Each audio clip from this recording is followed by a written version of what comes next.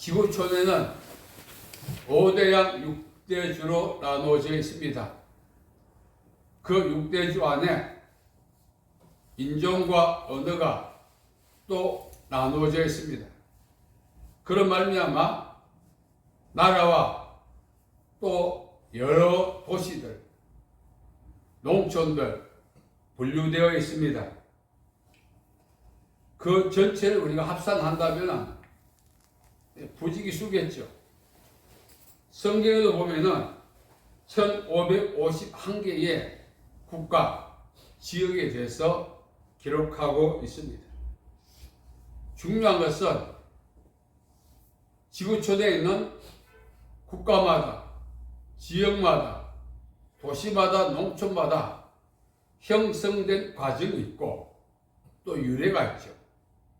성경 역시 마찬가지입니다.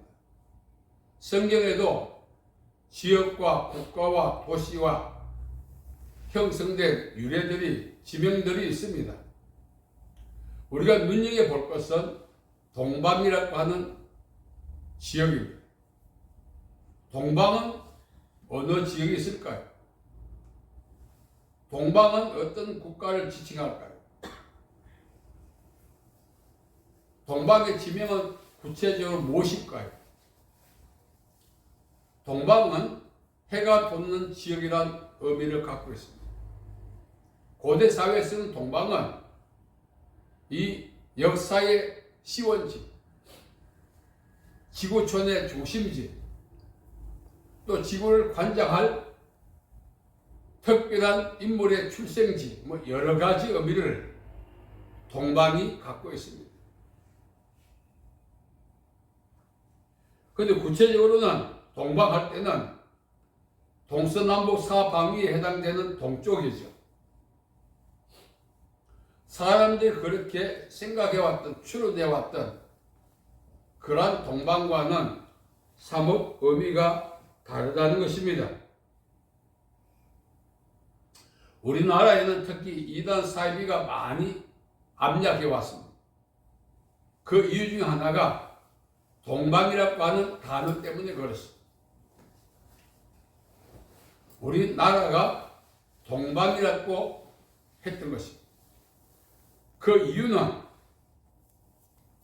바로 고대 사회부터 계속해서 전래때 내려온 저자미상 출처 분명의 그 괴문서에 또 도서에 보면은 우리나라를 동방이라고 지칭했고, 이 동방에 이 지구촌을 다스릴 그런 현장, 영적인 리더가 태어난다, 이렇게 기록되어 있는 것입니다. 그래서 이단 사이비들이 그것을 근거로 자기들이 신봉하는 지도자, 종교 리더를 거기다 꽤 맞춘 거죠. 그래서 삶에 지쳐있던 많은 무리들이 괴문서에 출처 불명 저자 미상의 그러한 도서에 기록된 그 리더가 특정 종교의 지도자, 그렇게 선포하니까 믿는 거예요. 수많은 무리들이 추종했던 것입니다. 그를 믿고 따르면 유토피아에 진입하게 되고, 또 이 세상에서 고생하지만 죽어서 복락을 누릴 수 있다는 그런 흑세 무민에 많이 놀아났던 것입니다. 특별히 우리나라가 동방이라고 하는, 이렇게 소개된 것이 마르코 폴로의 동방계문록이죠. 거기 보면은 동방을 한국으로, 우리 조선을 그렇게 지칭해 있습니다. 그래서 이제 우리나라가 동방이라고 하니까 이게 이제 많은 이단들이, 사이비들이 여러 가지를 근거로 무지하고 삶에 지쳐있는 사람들에게 그렇게 압력했던 것입니다. 말씀드린 것처럼 성경이 말하는 동방은 그야말로 해가 돋는 지역, 동쪽이죠. 특정 인물이 출생하고 특정 지도자가 출생하고 그런 것이 아닙니다. 오늘 말씀에 보면은 동방에 있던 3명의 동방 박사, 여기 박사로 나오지만 고대 사회는 석사위 박사가 아니고 다양한 분야의 전문가들을 박사라 지칭했죠. 특히 오늘 본문에 나오는 동방은 고대 바벨론을 이어서 메데파사, 그 계승한 페르시아를 동방이라고 그렇게 지칭했습니다. 거기 있던 박사들, 이들의 신분은 구체적으로 성경 원문에 보면 마고이로 나와요. 이 마고이는 점성술사들 가르치기보다 종교적 업무를 담당했던 제사장, 그렇게 이해하는 것이 좋겠습니다. 그 페르시아에서 이제 종교적 업무를 담당했던 3명의 마고이들이 하루는 동일하게 고대 사회부터 전성되어 온 이상 현상을 발견한 거죠. 그 중에 하나가 별이죠. 원래 바벨론은 점성술이 아주 성행했어요.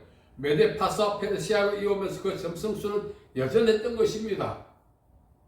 그 점성술 중에 하나가 세상을 구원할 수 있는 그런 위대한 인물이 출현할 때 그를 대변하고 상징한 별도 생성된다.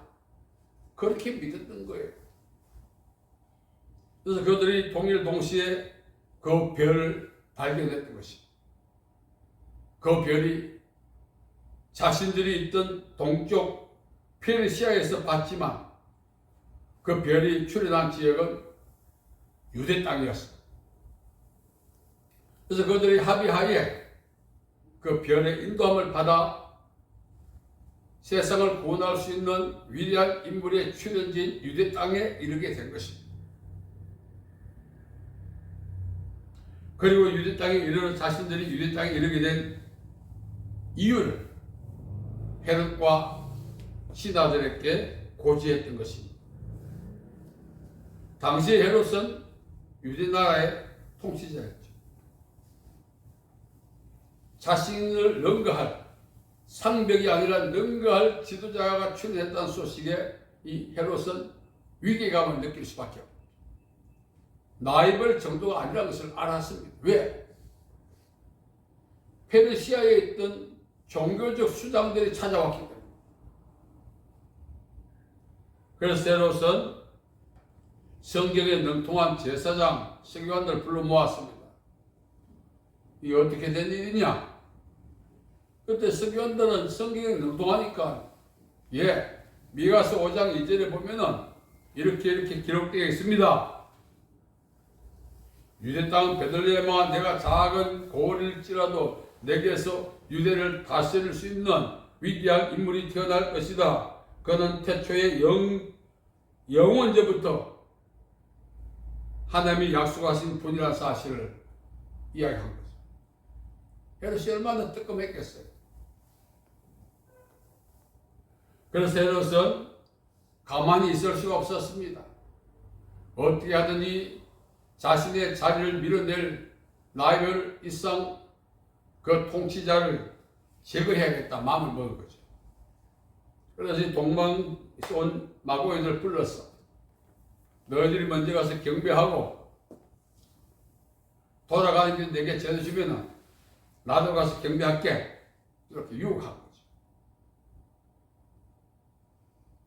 그래서 3명의 마고인들은 별의 인도를 받아 베들레헴으로 갔습니다. 화려한 집이 아닌 그것도 초라한 여관 귀퉁이에 있는 마구간 구유에 누워있는 아기 예수를 목격한 것입니다. 예수님의 출생 환경을 보면은 무시할 수밖에 없어요. 그 초라한 말구유에 누워있기 때문에. 그러나 마고이들은 별의 인도를 받아왔고 그 위대한 인물의 출현을 기다려왔고 자신 앞에 있는 그 초라한 말 위에 누워있는 아기 예수가 자신들이 기다렸던 인물이라는 사실을 목격하고 확신했을 때 자신들이 갖고 갔던 황금과 유향과 몰약을 예물로 드렸던 것입니다. 이 전해진 이야기에 의하면 황금은 가장 연장자였던 멜콘이라고 하는 사람이 드렸다고 합니다. 성경에는 안 나와 있죠. 멜콘. 이 황금은 예수님의 왕권을 대변합니다. 왕이신 예수. 만왕의 왕이신 예수. 해로 타고난 견딜 수 없는 만왕의 왕이신 예수. 두 번째 유향인데 이것은 청년 가스퍼가 들었다는 것입니다. 유향은 예수님의 신성을 대변합니다. 마지막에 몰약을 드렸는데 중년 벨사살이 들었다는 것입니다. 예수님의 순환과 죽음을 이야기하죠. 그럼 이 세 개를 우리가 연결시킨다면 예수님은 이 땅에 오셔서 우리 죄를 대속하실 구원자라는 사실을 입증하는 부인할 수 없는 증거인 것입니다. 결코 이 세 명의 마귀가 들었던 예물은 우연의 일치가 아닌 것입니다. 본래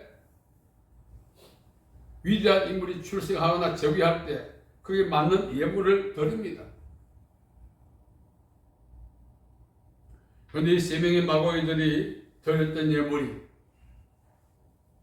예수님이 바로 구원자라는 사실을 세상에 증거한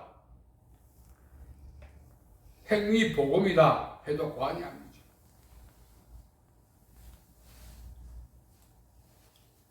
말고에 누워 계신 아기 예수, 경제적으로 빈곤했고 호의하고 보호해 주는 사람도 없었습니다. 그 말고에는 틈새로 많은 바람도 불었을 것입니다. 보온도 제대로 되지 않은 곳에 있던 그 아기 예수, 이 세 명의 마귀의 눈에 목격되었을 때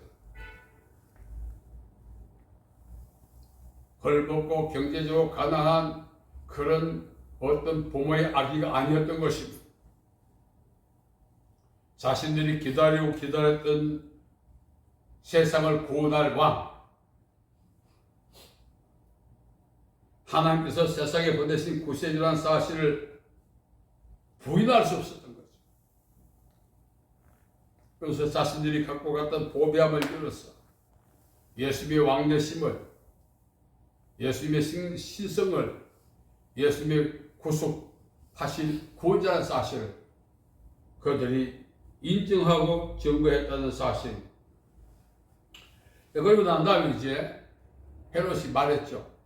너희들이 경배하고 내게 말하면 나도 갈게.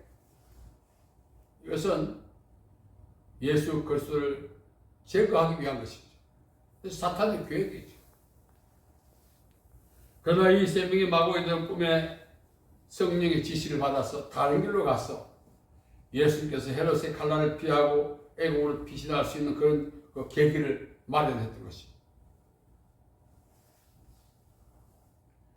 이 마귀들이 예수님께 경배했다는 것은 여러 가지 의미가 있는데 그 중에 하나가 개종입니다.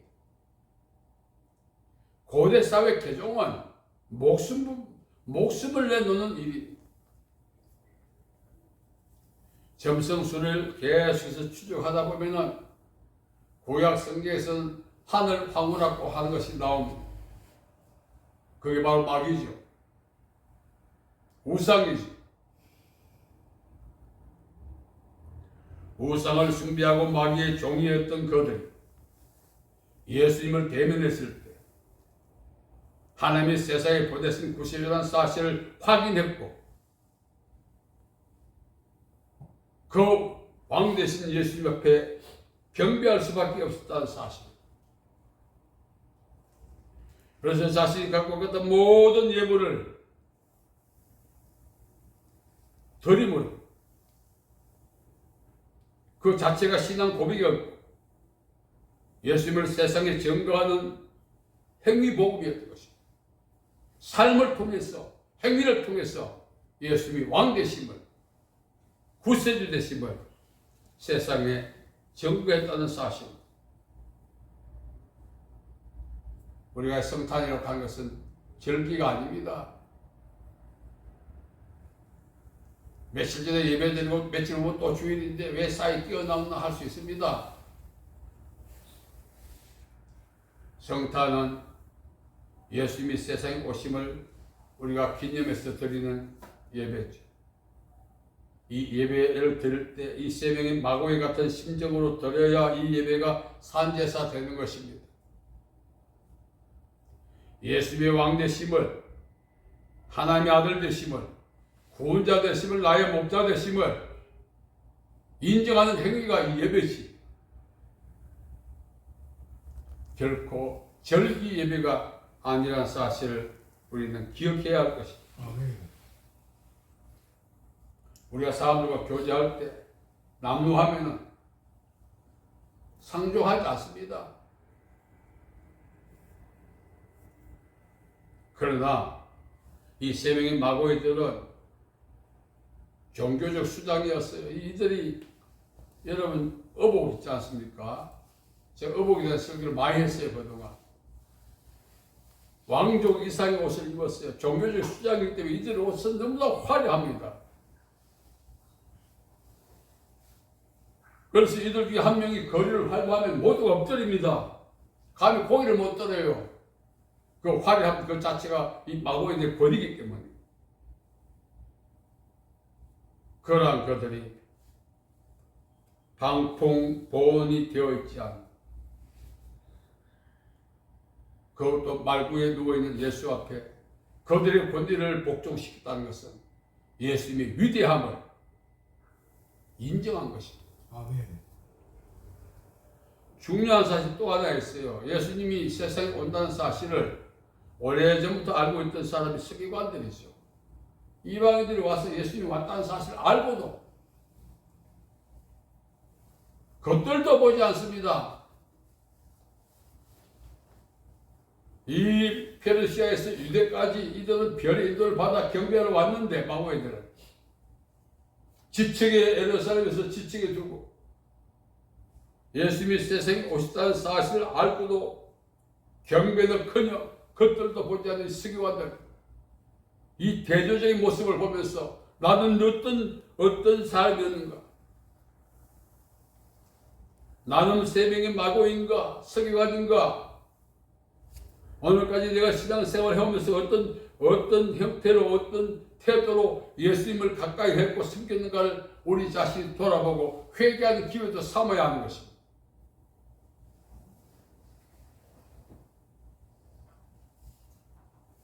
이 세 명의 서기관들 세 명의 마고인들에 비해서 이 서기관들 어리석지 않습니까?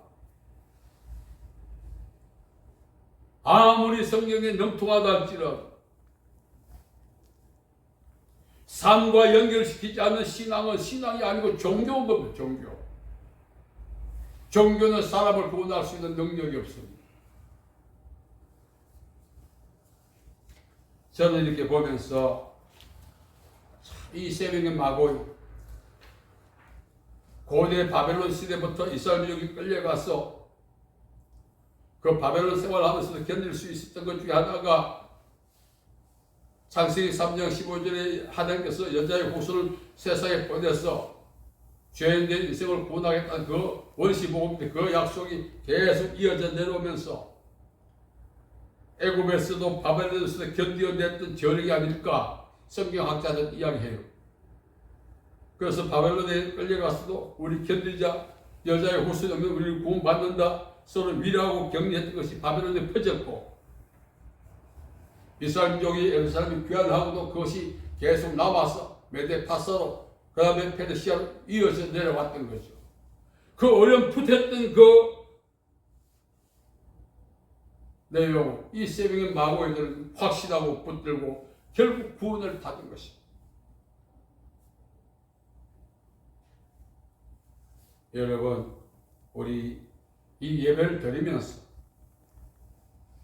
예수님을 다시 한번 더 나의 왕, 나의 구세주, 나의 목자로 인정하고 인생을 맡기며 헌신하며 살아가겠다 결단해야 되는 것이.